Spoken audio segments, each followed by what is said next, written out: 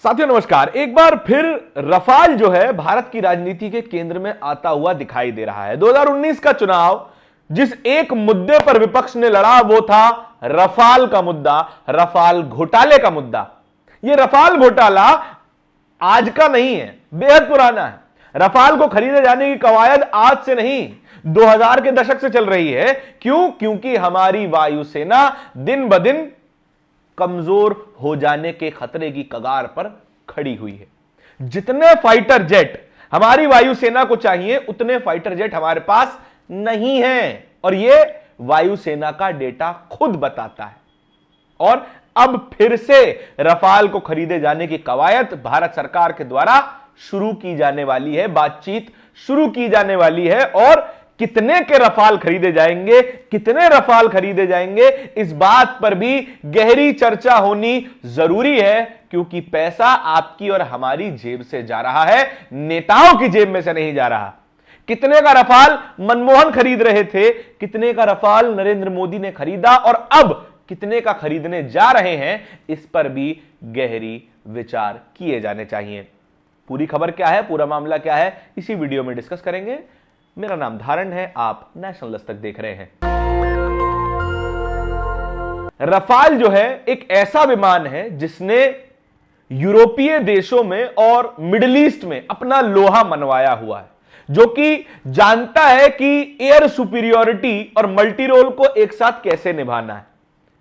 जिस भी वायुसेना के पास रफाल है वो दम भरते हैं कि हम दुनिया की सर्वश्रेष्ठ वायुसेनाओं में से एक हैं, और भारत भी यही दम भरता है, क्योंकि भारत भी किसी देश से कम नहीं है, उसकी वायुसेना किसी देश से कम नहीं है। चौथी सबसे बड़ी वायुसेना भारत के पास है, लेकिन यही वायुसेना एक ऐसे संकट से जूझ रही है जो कि ऐसा है कि दो दुश्मनों के बीच में रहकर खुद की अस्मिता को बचाना, खुद के अस्तित्व को बचाने जैसा है।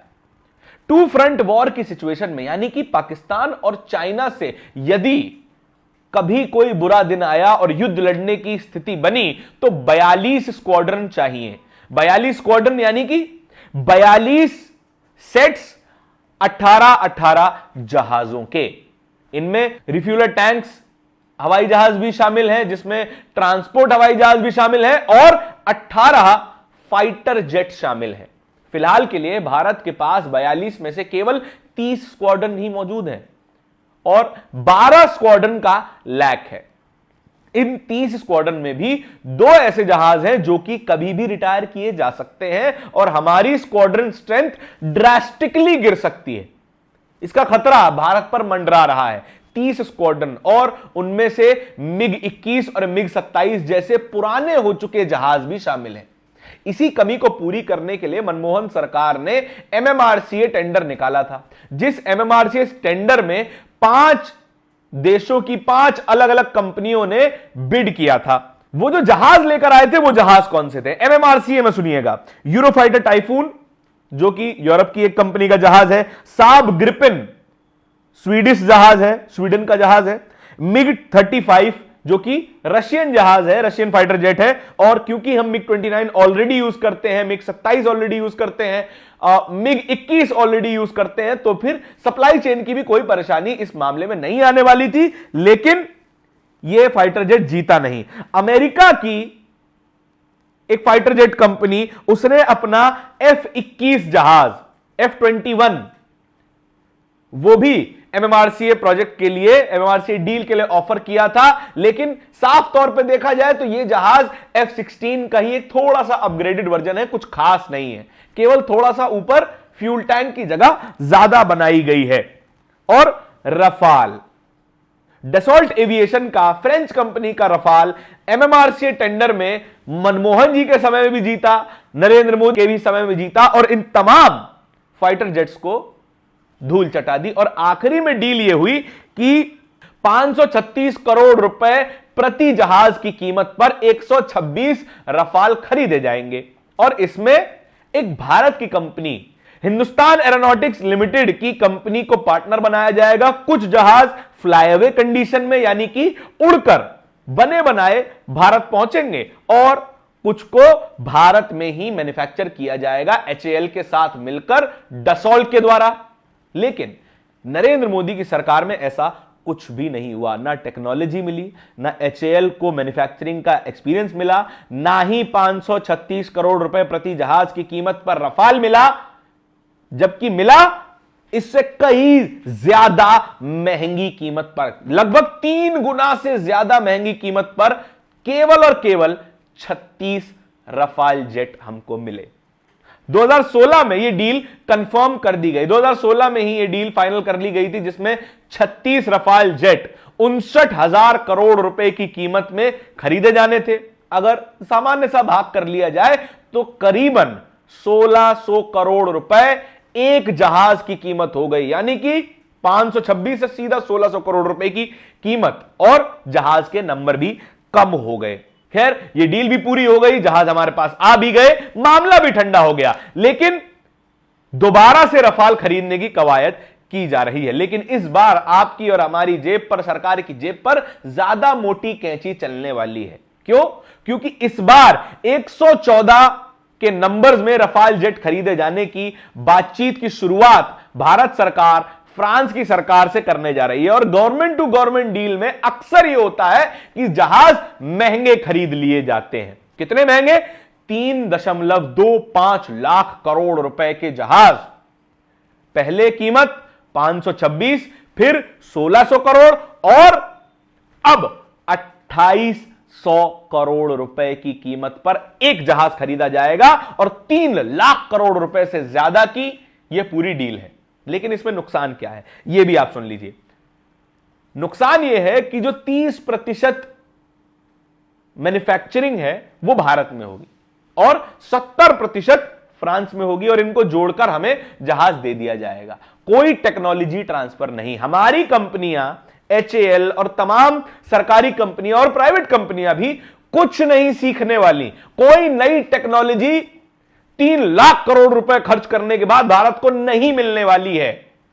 ना ही सोर्स कोड मिलेगा, ना फ्यूसलाज का कंस्ट्रक्शन मिलेगा। हालांकि इन 36 जो रफाल की डील हुई थी 2016 में, उसमें टाटा एडवांस सिस्टम्स को पहली बार मौका मिला फ्यूसलाज प्रोड्यूस करने का फ्रांस के बाहर भारत में। लेकिन इस बार वो मौका भी शायद ना मिले। केवल 30% मैन्युफैक्चरिंग होगी, कोई टेक्नोलॉजी ट्रांसफर नहीं होगी। और सबसे बड़ा घाटा जो इसमें यह होने वाला है कि 3 लाख करोड़ रुपए खर्च करने के बावजूद फ्रांस की डसॉल्ट एविएशन ने रफाल का सोर्स कोड देने से मना कर दिया। अब ये सोर्स कोड क्या है, जरा आसान भाषा में समझते हैं। जो रफाल का कंप्यूटर है, फ्लाइट कंप्यूटर, जो रफाल के उड़ने को कंट्रोल करता है, उसकी फ्लाइट को कंट्रोल करता है, उसके हथियारों को कंट्रोल करता है, जो पूरा रिले सिस्टम होता है कि किस मोमेंट पर कब हथियार गिराए जाएंगे, पायलट से जहाज का कैसा कोऑर्डिनेशन होगा, उन सब के लिए जिम्मेदार होता है सोर्स कोड। वो सोर्स कोड अगर किसी के पास नहीं है तो वो अपने हथियार नहीं लगा सकता, उसको मेंटेन नहीं कर सकता, उसमें कोई रिपेयर वर्क नहीं कर सकता। अगर कोई भी रिपेयर वर्क अगर आता है रफाल इन जहाजों में, तो फिर फ्रांस को फोन लगाना पड़ेगा, हेलो डसॉल्ट भैया, हमारा रफाल खराब हो गया है, जरा सर्विसिंग कर दीजिए। इसी तरीके की स्थिति बन जाएगी भारत के साथ। और ना ही भारत जो एडवांस वेपन्स अपने लिए डेवलप कर रहा है, DRDO के द्वारा जो डेवलपमेंट किए जा रहे हैं नए नए हथियार, वो हथियार भी हम रफाल के साथ नहीं इस्तेमाल कर पाएंगे। क्यों? क्योंकि सोर्स कोड नहीं है। कैसे हथियारों की बात कर रहा हूं? BrahMos NG, BrahMos next generation, जो एनहांस्ड रेंज वाली सुपरसोनिक क्रूज मिसाइल है, उसको हम रफाल के साथ इस्तेमाल नहीं कर सकते। हालांकि तेजस के साथ हम उसे इस्तेमाल कर सकते हैं, उसका इंटीग्रेशन अभी चल रहा है।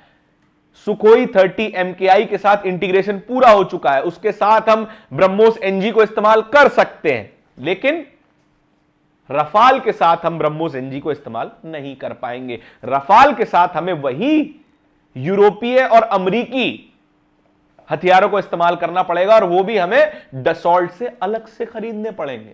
जहाज मिल रहा है, हथियार नहीं मिल रहे, यानी कि बंदूक पकड़ा दिए, गोली नहीं दिए। और कौन सी मिसाइल्स हैं जो हमारी हैं और हम इस्तेमाल नहीं कर पाएंगे? अस्त्रा और अस्त्रा मार्क II, ये बियॉन्ड विजुअल रेंज मिसाइल्स हैं, यानी कि लगभग 80 से 130 किलोमीटर हवा से हवा में मार करने वाली बियॉन्ड विजुअल रेंज मिसाइल, यानी कि रेडार पे लॉक हुआ, मिसाइल फायर किए, दुश्मन तबाह। इस तरीके की मिसाइल डीआरडीओ डेवलप कर रहा है, लेकिन यह भी हम रफाल के साथ इस्तेमाल नहीं कर सकते। हमें रफाल की ही यूरोपीय मिसाइल मीटियोर मिसाइल का इस्तेमाल करना पड़ेगा, जो कि 110 किलोमीटर रेंज वाली है, बियॉन्ड विजुअल रेंज की है, और हमें जब भी इस्तेमाल करना होगा तो फिर फ्रांस की यूरोपीय देशों की अनुमति लेनी पड़ेगी। क्यों? क्योंकि हथियार उनका इस्तेमाल और उस पर लगने वाले प्रतिबंध तमाम उन्हीं के हाथों में आते हैं। अब इस पूरी डील में इस क्लॉ को क्या एडजस्ट किया जाएगा, क्या इसके इस्तेमाल पर कोई बातचीत होगी, यह भविष्य की कौड़ी है, इस पर अभी के लिए हम बात नहीं कर सकते। लेकिन सोर्स कोड वाली जो बात है वो बात बड़ी जटिल है, और जो कीमत है, कीमत किस तरीके से साल दर साल इन्फ्लेट होती जा रही है। जब हमने 36 रफाल खरीदे तो हमें 1680 करोड़ रुपए का एक जहाज पड़ा, लेकिन अब जब हम 114 जहाज खरीदने वाले हैं तो बताया यह जा रहा है कि इनिशियल स्टेजेस में जो कॉस्टिंग सामने आई है 2850 करोड़ रुपए की है। आप सामान्य सी बात समझिए कि कोई भी कंपनी कभी जब बड़ा ऑर्डर लेती है तो जाहिर सी बात है पर पीस का दाम कम होता है, लेकिन ऐसा यहां पर बिल्कुल भी नहीं हुआ। भारत के पास क्या कोई और ऑप्शन थे? बिल्कुल थे। अमेरिकी ऑप्शन, अमेरिका का ऑप्शन, जो कि हमें F-21 दे रहा था, हालांकि वो अच्छा ऑप्शन नहीं है रफाल के सामने, लेकिन ऑप्शन तो था। वहां पर भी हमें कोई टेक्नोलॉजी ट्रांसफर नहीं मिलती, जाहिर सी बात है एक घटिया ऑप्शन था, इसलिए भारत की सरकार ने, भारत के एक्सपर्ट्स ने उसको ड्रॉप कर दिया। यूरोफाइटर टाइफून एक यूरोपीय जहाज है, एक एयर डोमिनेंस हैवी कैटेगरी का जहाज है, और वहां पर भी कोई टेक्नोलॉजी ट्रांसफर नहीं मिलती। साब ग्रिपन स्वीडिश जहाज है, सिंगल इंजन जहाज है, इसीलिए वहां पर उसको भी ड्रॉप कर दिया गया। क्या बचा? मिग 35। मिग 35 एक एडवांस श्रेणी का जहाज है, 4.5 जनरेशन का जहाज है।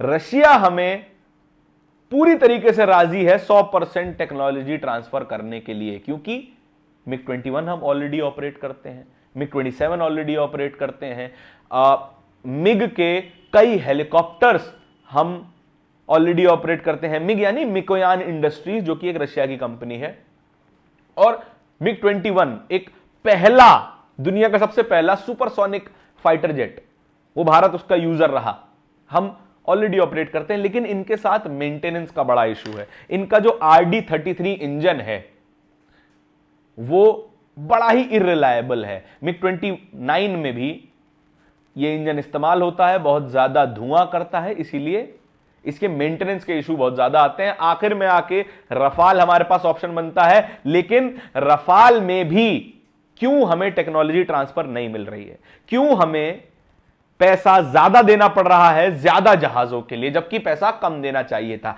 इसमें ही एंट्री होती है राहुल गांधी की। राहुल गांधी ने जब ये पूरी डील चल रही थी, इस पर बातचीत हो रही थी, तमाम सवाल उठाए कि क्यों हमें महंगे दरों पर सेम प्रोडक्ट मिल रहा है जो कि हमें पहले सस्ते दरों पर मिल रहा था, क्यों हम महंगा खरीद रहे हैं। यह सबसे बड़ा सवाल था, लेकिन उस पर भी कोई ध्यान नहीं दिया गया। सीधा सीधा गवर्नमेंट टू गवर्नमेंट डील कर ली गई।